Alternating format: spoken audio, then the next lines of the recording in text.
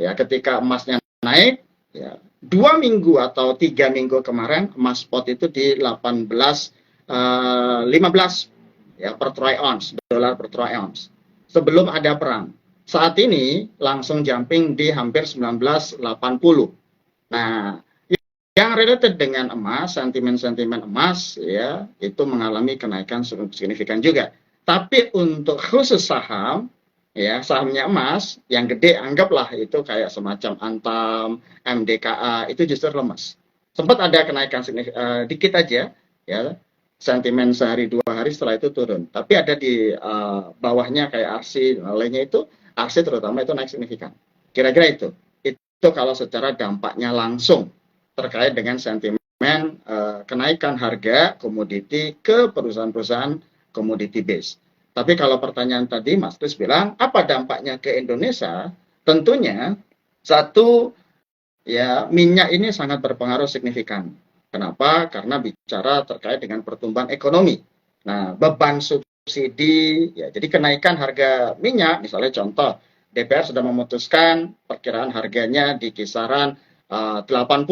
Kalau nanti naik ke 100, otomatis ya beban negara akan ya bertambah besar. Subsidinya akan bertambah besar. Otomatis ya tingkat konsumsinya juga akan kurang sehingga potensi ketika harga minyak naik otomatis ya pertumbuhan ekonomi di Indonesia terutama basisnya konsumsi itu mengalami penurunan. Itu secara makroekonomiknya dan korelasi antara komoditi dan produksi saham-sahamnya, produsennya. Iya, oke Pak, pemaparannya seru banget nih. Jadi ya memang kalau kita melihat eh, di tengah daripada konflik yang ada, sebenarnya di sini ada peluang-peluang ya di beberapa sektor yang memang nanti bisa kita masukkan atau kita bisa katakan ini buy on weakness nih Pak. Ya, tentunya kita harus tetap nih melihat kepada mungkin bagi yang investor saham ini sebuah peluang melihat saham-saham yang murah ya atau dengan posisi under value tetapi memang kualitasnya itu justru meningkat ya karena kita lihat mungkin ini mendekati tahun pemilu juga nih Pak. Biasanya sejarah mencatat mungkin 1 atau 2 kuartal menjelang pemilu itu akan ada kenaikan nih atau proses saham yang memang bullish di IHSG kalau kita lihat kepada historis.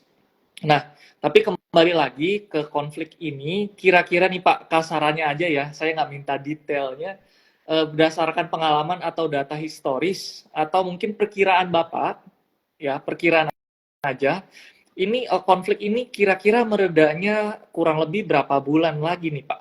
Estimasi aja Pak. Kalau menurut Bapak dengan harga minyak yang di sekarang ya mungkin itu ada intervensi juga dari negara produsen untuk mengurangi produksinya. Nah, ini kira-kira berapa bulan Pak akan seperti ini? Kalau kita bicara harga minyak, maka ini dipastikan relatif akan tinggi di atas 75 USD per barel secara jangka panjang. Why? Satu jelas, ya produsen-produsen minyak baik yang tergabung dalam OPEC ya ataupun sentral produsennya, Rusia ingin harga minyak tetap tinggi. Arab tetap dia pengen harga minyak tetap tinggi. Karena apa? Mereka punya kepentingan.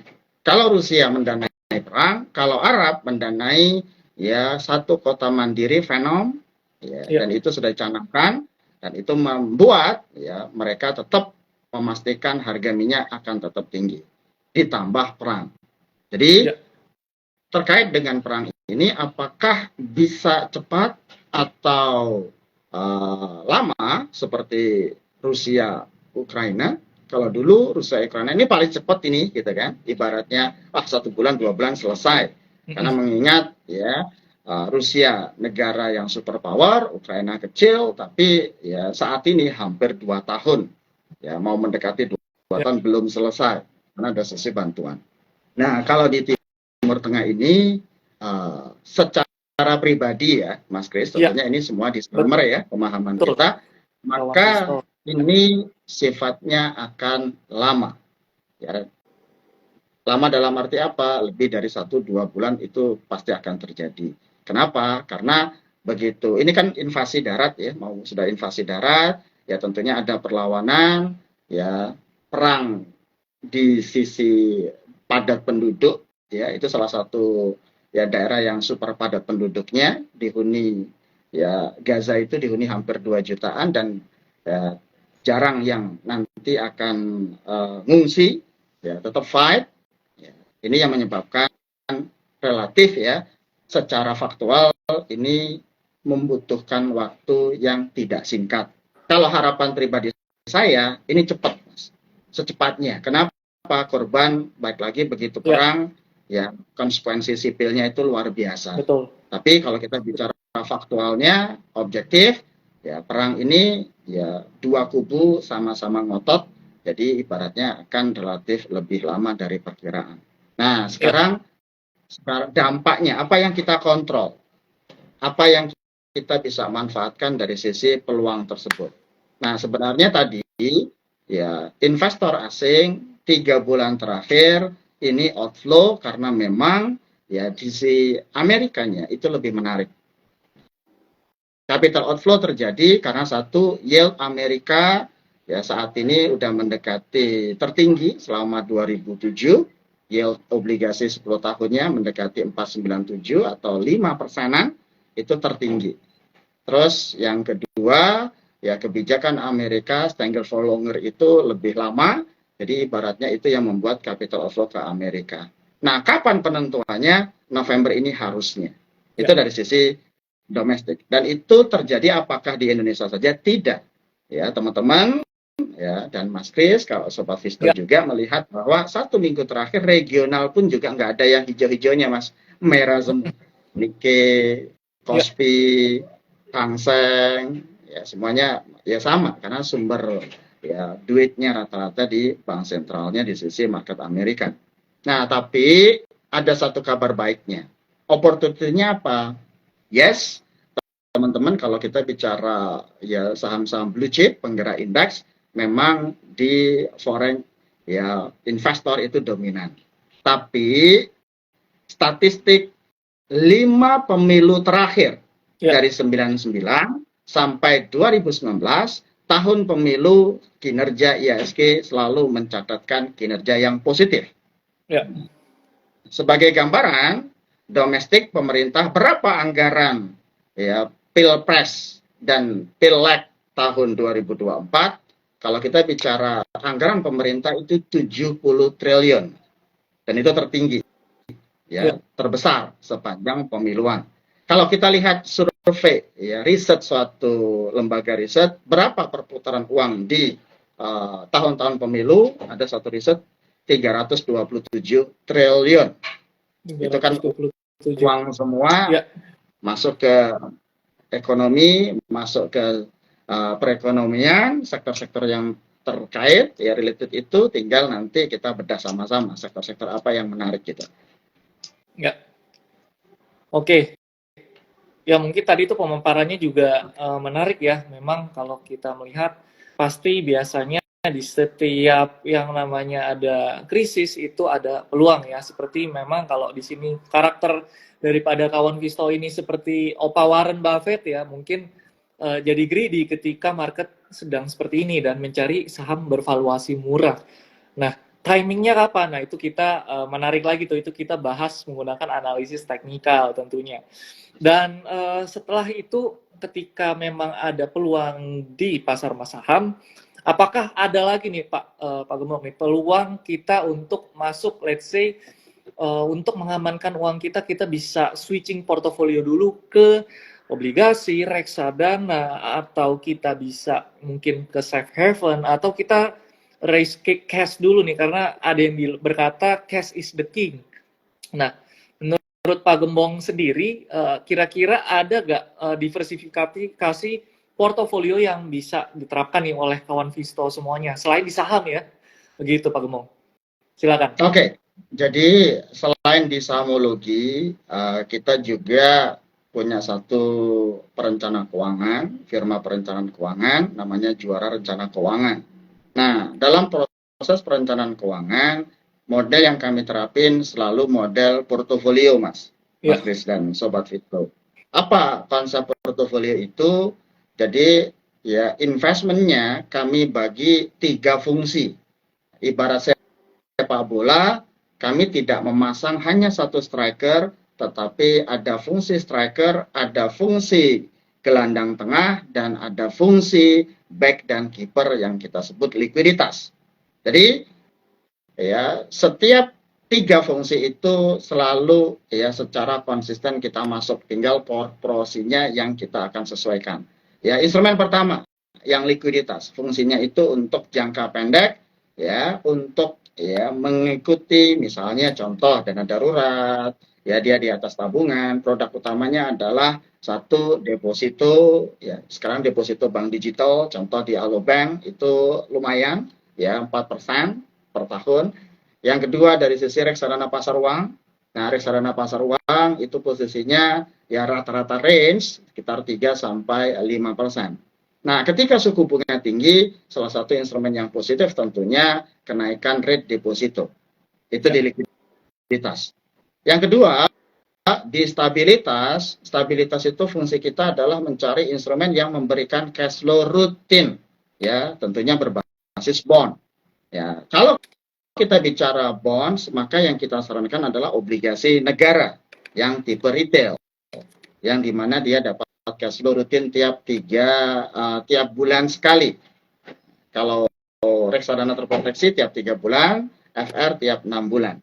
Jadi at least obligasi itu ya contoh kayak tahun kemarin ya ketika suku bunga naik, harga obligasi di pasar sekunder ya ini ya. Ya di pasar sekunder yang teman-teman nah ini banyak di platform, salah satunya di investasiku juga. Ya. Di situ pada obligasi rata-rata pemerintah di kisaran 92-93 tahun kemarin kita bilang ke klien borong. Ya, borong. Ya. Kenapa? Selain dapat kupon, dia juga dapat yield kenaikan harga. Dan sekarang itu dari 92-93 sekarang hampir mencapai 102 atau 103-an. Itu yang obligasi negara.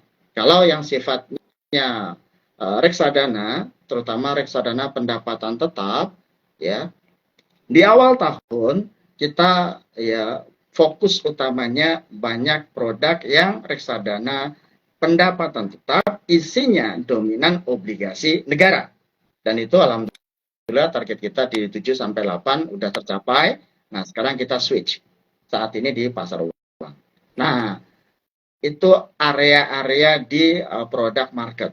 Produk non market ya dolar sama emas ya terus kita akumulasi. Kemarin dolar di antara 16.000 itu rata-rata kita jual. Emas kita masih mempertahankan. Selain ini rutin kita nabung ya DCA, dollar cost averaging atau investasi rutin untuk saham-saham blue chip kita.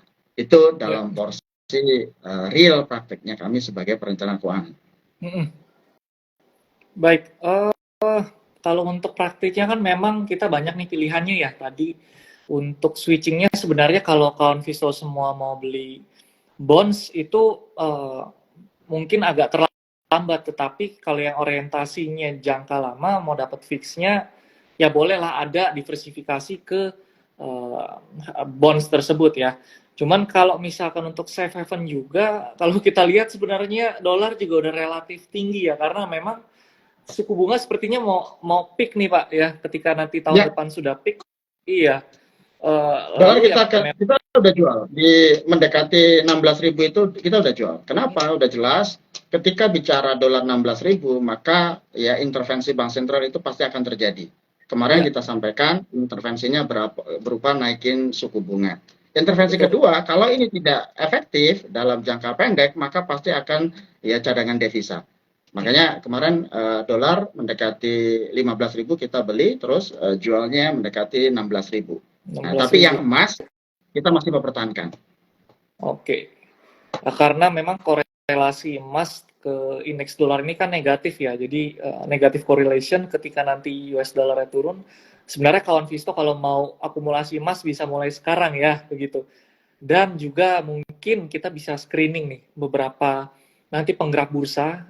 Nah, mungkin ini kalau kita lihat IHSG masih belum bottom sekali Pak. Maksudnya masih belum kita lihat masih akan koreksi lanjutan nih, akan ada kelanjutan daripada konflik atau nanti kita menunggu tanggal bulan Novembernya begitu.